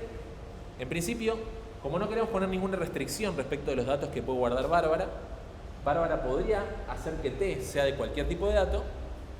El día de mañana, cuando Bárbara quiera usar la pila, va a definir, ¿sí? Por fuera de este archivo, va a decir, bueno, T es tal cosa. ¿Sí? Cuando escriba Bárbara, la pila dinámica es, entre corchetes, enteros, bueno, toda esta pila va a ser enteros. Si escribe strings, toda la pila va a ser strings. Bien. Es el struct. nos aseguramos que el arreglo de datos sea del mismo tipo que definimos genérico y recomendamos tener la cantidad de elementos almacenados, ¿sí? Entonces siempre saber cuántos elementos tiene la pila. Es un poco lo que vimos el lunes durante la teórica, ¿sí? Nos conviene saber qué cantidad de elementos tiene la pila porque eso nos ayuda a saber dónde está el elemento que está en el tope, cuál tengo que apilar, cuál tengo que desapilar, en qué posiciones tengo que buscar los elementos correspondientes. Bien, ahí está, con el cuadradito se desfasó un poco. Bien, eso es lo que dije en voz alta, pueden revisar. Bien, y con toda esa información llegamos a este archivo, es literalmente pila.go, ¿sí? Esta es la interfaz de la pila. Esto es lo que dice: las pilas se comportan así. A una pila se le puede preguntar si está vacía, se le puede ver el tope, se le puede apilar, se le puede desapilar, ¿sí? Y dependiendo del estado en el que está la pila, qué es lo que sucede con cada una de estas métodos, se le podría decir. Bien. ¿Qué pasa si una pila la acabo de crear y le pregunto si está vacía? ¿Qué debería decirme? Me debería decir que sí, true, ¿sí? Una pila apenas creada, le pregunto si está vacía, ¿cuáles elementos tiene o cuántos elementos tiene? Ninguno, entonces está vacía, ¿sí? Justamente está vacía, responde true. Si la pila no tiene elementos, si tiene elementos, responde false, ¿sí? Así se comporta una pila. Si a una pila le apilo la letra A y después veo el tope, ¿cuál debería ser el tope? La A, justamente. Después le apilo una B y veo el tope, ¿cuál tiene que ser el tope? B, correcto. Ver tope se comporta como una pila, ¿sí? Siempre se ve el tope, el último elemento que fue apilado. ¿Qué pasa si una pila está vacía y pregunto por ver el tope? Da panic, ¿sí? Y panic con exactamente este mensaje, se lo vamos a pedir. La pila está vacía, sin punto, sin tilde, exactamente ese mensaje. La pila está vacía, ¿sí? Por eso se chequea. Bien. Apilar lo que tiene que hacer es agregar un nuevo elemento, ¿sí? Apilar no devuelve nada, pero dentro de la estructura el elemento tiene que quedar apilado. Cosa que, por ejemplo, en el futuro, si veo el tope, pueda ver ese elemento, ¿sí? Y lo mismo, desapilar, devuelve el último elemento que ha sido apilado y lo quita de la pila. Si ese elemento deja de estar en la pila. Si yo apilo a la letra A, no, creo una pila vacía. Apilo la letra A, veo el tope, ¿qué es lo que hay? A, desapilo. ¿Qué consigo al desapilar? A, ¿está la pila vacía? Sí, apilé A, desapilé A, la pila quedó vacía, ¿sí? Así se tiene que comportar desapilar. Y de nuevo, si desapilo una pila y está vacía, obtengo el mensaje, la pila está vacía. Bien. Perfecto. Esto, voy a tratar de pasarlo repito porque es como un repaso, si lo vimos el lunes, y es cómo hacemos para mantener una estructura dinámica que guarda elementos como si se comportara como una pila, ¿sí? A ver, agregando un elemento, ¿sí? ¿Cuántos elementos tengo acá? La letra A, la letra B. Tengo 2, ¿sí? Y de paso voy diciendo, bueno, la pila en este momento tiene capacidad 5. Eso va a ser importante en un ratito cuando hablemos de la redimensión. Posterguemos un poco esa conversación. Entonces, si queremos agregar un elemento, y acá le estoy de repente regalando código, si yo quiero agregar un elemento, ¿en dónde lo tengo que guardar? Un nuevo elemento, tengo que apilar C. ¿Dónde se guarda? En la posición de la cantidad 0, 1, 2. En la posición 2 guardo la letra C que quiero apilar. Entonces, estos códigos que seguramente estén en su TP. Datos, el vector datos del que estábamos hablando. En la posición de la cantidad quiero guardar el elemento. Y para mantener, ahora que está A, B y C en la pila, ¿cuántos elementos hay ahora? 3. Antes habían 2. Ahora hay 3. Necesito incrementar en 1 la cantidad. ¿Tiene sentido? Bien. Ya lo vimos. Para eliminar un elemento de la pila, lo que puedo hacer es restarle 1 a la cantidad, ¿sí? Ahí está, tenemos esta pila, A y B. Al restarle 1 a la cantidad, ¿sí? Queda A y B en la pila, esta B está un poquito más tenue, ¿sí? Significa, este dato no es que deja de estar, y no hay una forma de decirle a Go, no quiero que este dato exista, ¿sí? Podría pisarlo con otro valor, pero eso no va a tener ningún efecto. ¿Por qué? Porque si bien el dato está ahí, yo nunca lo voy a leer. ¿Sí? Esta posición, como ya no es parte de la pila, no la voy a leer. La pila ahora tiene cantidad 1.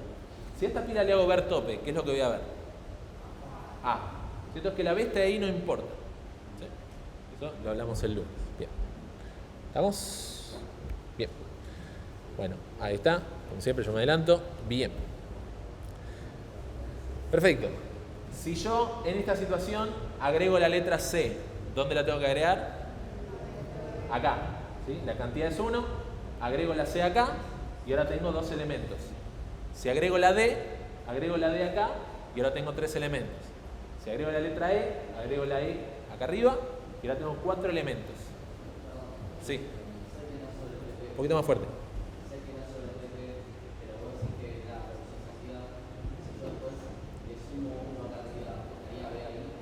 Sí.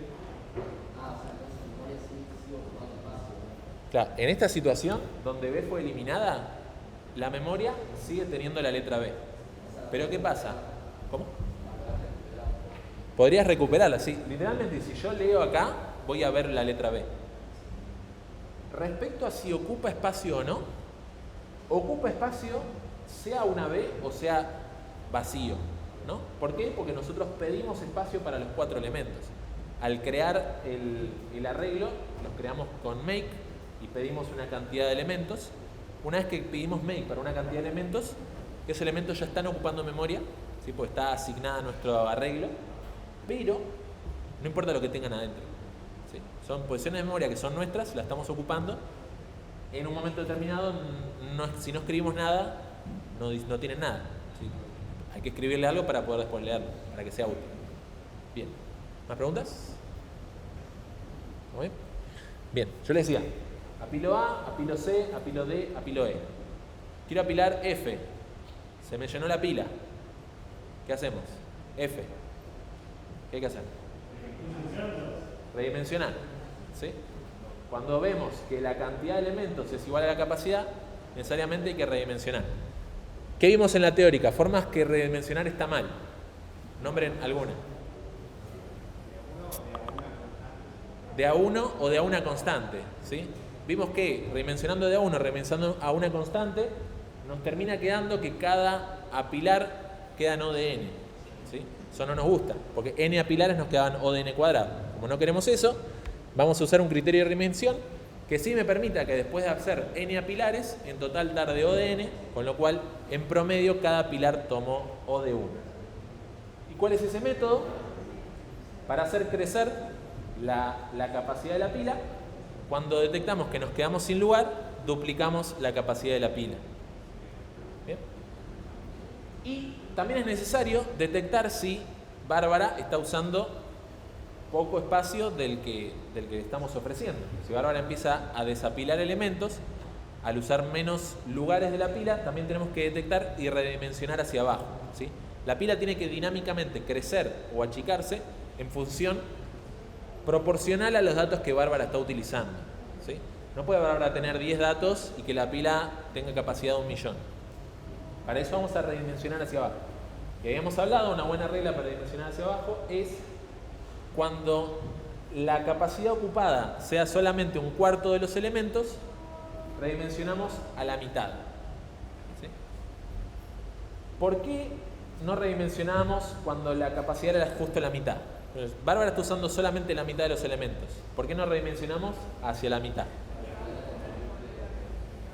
Bien, porque si redimensionamos a la mitad y Bárbara está usando la mitad, esa redimensión nos deja con la pila llena, ¿sí? Efectivamente. Por lo tanto, si fuera a apilar nuevamente, tendríamos que volver a redimensionar para hacerla crecer, ¿sí? Bien, la pregunta fue si la capacidad es un dato que también vas a estar guardando como parte de los atributos de la estructura de pila, y la respuesta es que se puede hacer, pero como el arreglo de datos, como el arreglo de datos es un arreglo de Go, se le puede preguntar su capacidad. Entonces es más fácil hacer cap de datos. Se le puede preguntar. ¿Ah, bien? Buena pregunta. ¿Ah? O la longitud. Sí, la longitud coincide con la capacidad. Bien. Ahí está, eso ya lo resolvimos. Bien. ¿Cómo se puede resolver? Sí.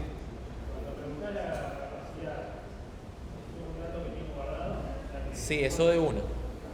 ¿Sí? Cuando se le pregunta la capacidad o la longitud a arreglos de Go, lo hacen en O de 1, tal cual. Está implementado bien, rápido. ¿Más preguntas? Bien. Acá es donde nadie preguntó nada, así que continúo. Bien. ¿Cómo se hace para redimensionar? ¿Sí? Nuevamente les voy a regalar código. Así se redimensiona. ¿Sí? Literalmente yo puedo crear un nuevo arreglo de datos, ¿sí? Haciendo make. ¿Qué me va a importar? ¿Cuál es el nuevo tamaño que me gustaría tener en ese arreglo de datos? ¿Sí? Hago make del nuevo arreglo de datos y copio a ese nuevo arreglo de datos los datos que ya tenía. ¿Sí? En este caso hice vector.datos ahí, ¿sí? Porque este era código que nosotros teníamos de un vector que nosotros le regalábamos en una entrega que se llamaba vector, que ya no se hace en la materia. Entonces,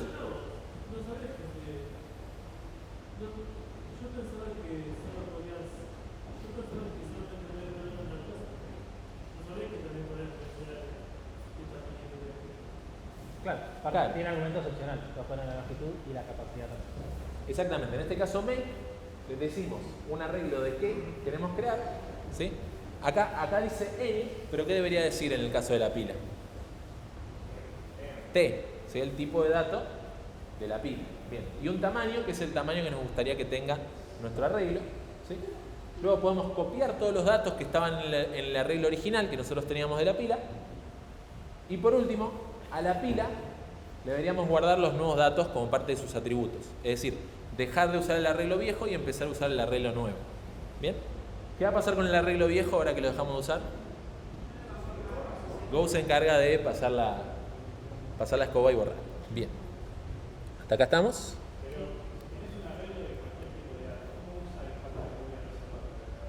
Bien. Lo que pasa es que la memoria se reserva en tiempo de ejecución. Entonces, cuando Bárbara diga mi pila es de enteros, al momento de usar la pila y que haya que redimensionar, el programa ya sabe que es una pila de enteros. Entonces acá donde dice T, ya Go sabe como resolución del lenguaje que T en ese caso son enteros. Entonces cuando se tiene que ejecutar ese make, en el momento en que literalmente quiere pedir la memoria física en la computadora, en ese momento Go ya sabe de qué tipo es T. ¿Sí? No lo sabemos nosotros al momento de codear, pero cuando Bárbara usa la pila y apila tantas cosas que hay que redimensionar, en ese momento el lenguaje ya sabe qué es T porque Bárbara le dijo T que era. ¿Sí? ¿Tiene sentido? Bien. Sí. Tal cual. En el cuatrimestre pasado teníamos una entrega más, es decir, había otro TP. En ese TP nosotros le regalábamos este código. Parecía razonable este cuatrimestre, al no existir este TP, regalarles este código porque siempre lo han tenido disponible. Se lo regalamos porque antes se lo regalamos también. Pero no hay que hacer nada específico con esto, pero sí es útil para basarse, para hacer cosas en la pila. Capaz no tener eso les iba a complicar un poco entender qué había que hacer en redimensionar. Y esta es una forma de ver cómo se redimensionaría un dato. Bien, sí.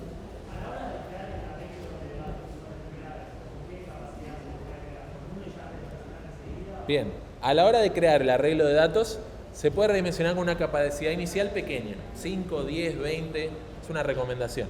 1 parece poco, no estaría mal necesariamente, pero le ponemos algún número de capacidad inicial. Está bueno usar constantes en ese caso. Eso es algo que vas a hacer como parte de crear la pila. En el crear pila, vos vas a asegurarte de que tengas un vector, un arreglo de datos válido. ¿Sí? Por lo menos capacidad para los primeros elementos, los primeros pocos elementos. Sí. Un poquito más fuerte. Puede ser 5, ¿sí? Si todos ponen 5, se copiaron de él. Todo mal. No. Sí, 5 es válido. Sí. 5, 10, 20, no pasa nada. Bien, ¿estamos? Siguiente diapositiva. Bien. Acá es donde yo me olvidé la clase del lunes. Preguntar, entonces, ¿qué onda? Append. ¿Sí? Les voy a robar unos minutos, 5 o 10 minutos les voy a robar. Les pido perdón.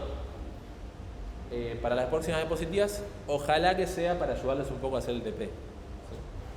Creo que es más bueno que mal. Cualquier cosa está en las grabaciones, si tienen que ir corriendo, lo estamos grabando y lo tienen disponible. En este caso, me olvidé el lunes decirles por qué no usamos Append. ¿Sí? Un poco, o sea, digamos, Append resuelve las cosas tan bien como podría resolverlas. Entonces, dentro de todo, podrían usar Append y funcionaría de la misma manera que redimensionando.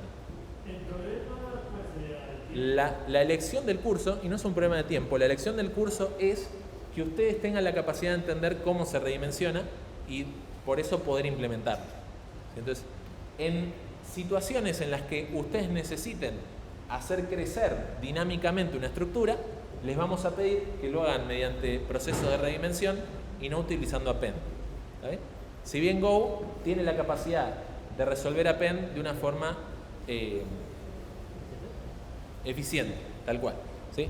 Por esta razón es que quizás ustedes jugueteando con vectores, al hacer append de elementos en un arreglo, habrán visto que la capacidad crece por encima de la cantidad de datos que necesitaban.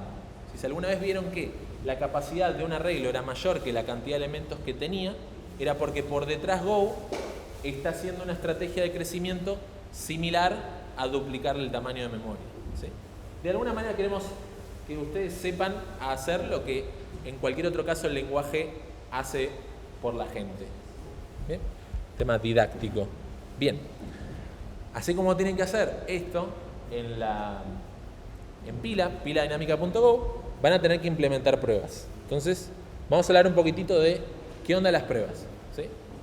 Las pruebas van en pilatest.go, tienen que hacerse distintas pruebas, y eso ahora les voy a hablar de qué tipo de pruebas hay, pero en el enunciado están todas descritas, la mínima, ¿sí? Mínimo conjunto de pruebas a realizar. Una prueba no puede depender de la otra, si las pruebas deberían ser independientes para saber si una prueba falla, saber exactamente por qué falló. Falló porque esta prueba falló, no porque dependía de otra y la otra pasó que... Eso no. Bien. Cada prueba debería tener su función separada. ¿Sí? Tengo una prueba, está por separado, no depende de otras pruebas. Esas son las prácticas comunes, estándares de hacer pruebas de forma acopada. Y cada prueba debería probar una cosa en particular. Es decir, bueno, sucede en este conjunto de operaciones y funcionan bien, pues estoy probando esto. Si necesito probar otra cosa, creo otra prueba con su función que no dependa de esta y hago otra prueba. ¿Sí?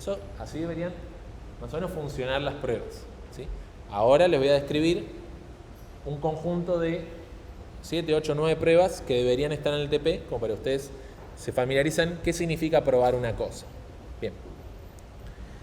Esto, una ayudita que yo les dejo es, punto número 1, este archivo, no sé si alguien está familiarizado con este archivo, es el test del TP0. ¿Sí? Entonces, si ustedes quieren ver cómo es que se escribe una prueba, lo pueden ver en el TP0. Literalmente pueden copiar y pegar un cacho de código, cambiarle el nombre a la prueba, ponerlo en el pila-test.go y modificar lo que ustedes quisieran probar. Algunas cositas que yo les dejo como cosas que se pueden probar, ¿sí? Se puede, fíjense, esto testing es algo que tiene que estar, así que así como lo copian o lo escriben, lo van a tener que poner. Pero al require, ustedes le pueden pedir cosas. Requerir que algo se cumpla. Por ejemplo, requerir que sea verdad algo, ¿sí? Por parámetro siempre le pasan t, ¿y qué le gustaría a ustedes que sea verdad? Requerir que sea falso. Requerir que sea falso algo, ¿sí? Requerir que sea igual dos cosas. Así que dos cosas sean iguales. Le pido, por favor, fíjate que esas cosas sean iguales, deberían serlo. Si esas cosas no son iguales, falla la prueba, ¿sí? Por ejemplo, si yo apilo A, desapilo A, ¿qué me gustaría? Requerir que lo de desapilo sea A. Si no es cierto que lo que desapilé es A, entonces falla la prueba. ¿Por qué? Porque escribí mal la pila. Y acá les dejo acá por el fondo, requerir que algo da panic, ¿sí? Requerir que algo da panic con algún valor, ¿sí? Requiero que dé panic con el valor, la pila está vacía, ¿qué cosa? Por ejemplo, ver tope de esta pila. Esta pila seguramente esté vacía. ¿Por qué? Porque estoy haciendo pila ver tope, te lleva una pila y estoy requiriendo que dé panic. Seguramente esté requiriendo que dé panic sobre una pila que está vacía. Y así pruebo que pila ver tope, cuando hago pila ver tope una pila vacía, efectivamente dé panic con el valor, la pila está vacía. ¿Vamos? Mensaje es poder decir, acá estoy probando que una pila vacía dé panic. ¿Esa es la misma pregunta? Bien. ¿Cómo? Bien, la pregunta es si no, esto no lo podría poner en un comentario como código. La respuesta es que sí, pero el módulo de testing de Go nos da la facilidad de que cuando una prueba falla, te tira este mensaje. Entonces, es mucho más fácil ver el reporte de Go y decir, mira, falló esta prueba con este mensaje. Entonces, vos acá pones algo que te sirva para detectar qué está fallando, te hace mucho más fácil entender qué es lo que falló o por qué. Sí.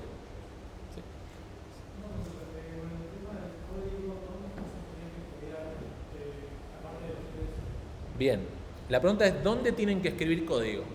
Hay 3 archivos, hay uno que no hace falta modificar, y si lo modifican estaría mal, que es pila.go. En pila-dinámica.go escriben, como Alan, la implementación de la pila dinámica. Y en pila-test.go escriben, como Bárbara, las pruebas de la pila.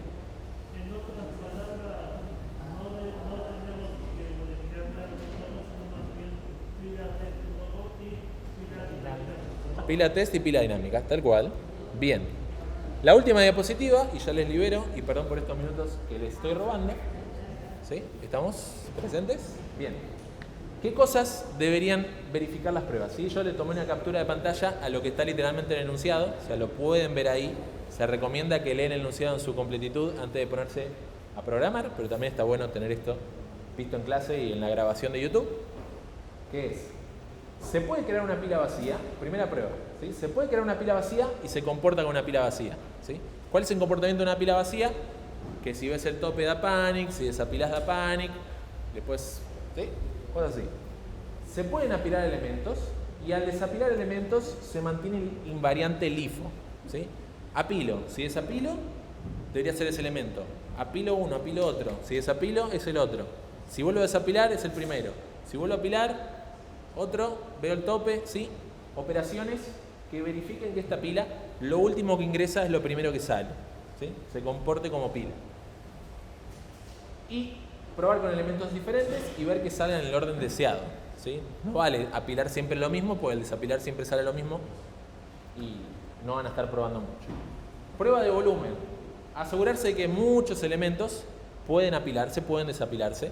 Se desapila en el orden correcto, ¿sí? Cuando se termina de desapilar, la pila está vacía. Ese tipo de cosas, ¿sí? Pero es importante, la prueba de volumen va a probar que su redimensión esté funcionando correctamente, tanto cuando se apilan elementos y se va creciendo la pila, como cuando se quitan elementos y se va achicando la pila. Algunas condiciones bordes. Condición borde. Comprobar que al desapilar, hasta que está vacía, hace que la pila se comporte como recién creada, ¿sí? Apilar elementos y desapilarlos todos nos deja una pila que debería comportarse como una pila vacía. Las acciones de desapilar y ver tope en una pila recién creada son inválidas, ¿sí? Debemos requerir que den panic con cierto mensaje de error. La acción de está vacía en una pila recién creada es verdadero. Las acciones de desapilar y ver tope en una pila a la que se le apiló y desapiló hasta estar vacía son inválidas, ¿sí? Desapilé todo, entonces es inválido desapilar o ver el tope. Probar a apilar, y como 8 sería genérico, probar a apilar diferentes tipos de datos. Capaz una prueba con enteros, otra prueba con cadenas, ¿sí? No hace falta que repliquen todas las pruebas con uno y otro tipo, pero sí por lo menos haya una prueba que pruebe un tipo, otra prueba que pruebe otro tipo, por lo menos operaciones básicas, ¿sí? ¿Alguna pregunta? ¿Qué querías hacer?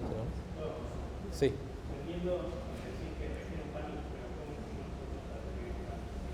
Bien. ¿Cómo hacer en dónde? ¿Como Alan o como Bárbara? Como Alan.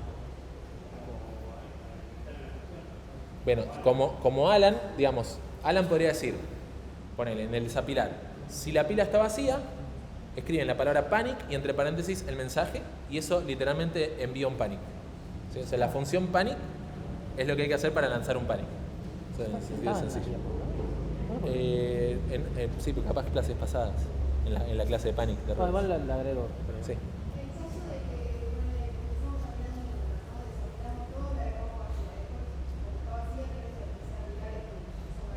Bien, la pregunta es, si yo empiezo a apilar todo números, creando una pila de números, y después desapilo todo y quiero apilar strings, ¿sí? Eso típicamente no va a funcionar, ¿por qué? Porque el tipo de dato que va a tener la pila efectivamente la pila va a tener un tipo de dato, va a estar definido en el momento que la creamos. O sea, si yo creo una pila de enteros, no importa cuántas veces la vacío o la llene, siempre va a ser de enteros. Si yo creo una pila de string, siempre va a ser de strings, ¿sí? Y eso quitando el caso donde creo una pila de any, porque no queremos fomentar el uso de crear una pila de any, porque después se pierde, ¿sí? Si creas una pila de any se podría, pero no queremos fomentarlo. En este TP, el único lugar donde hay que escribir any es donde definimos de qué tipo puede ser el tipo T. O sea, la restricción al tipo T es que no hay restricción.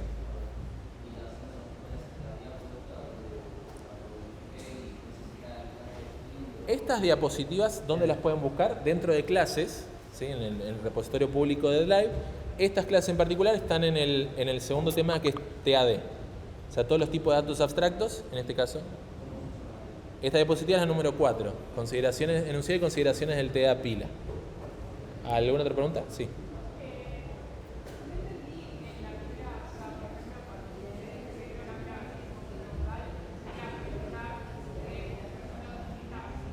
Sí. En el caso de la primera elemento, podría ser crear una pila y si le pregunto si está vacía, debería estar vacía.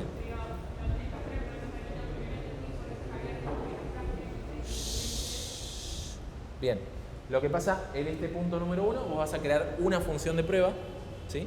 Y en esa función de prueba, vos vas a escribir código, por ejemplo, crear la pila, verificar algunas cosas, pero nunca vas a depender de otra prueba, no vas a llamar a otra prueba o otra función, ¿sí? Esa función está autocontenida.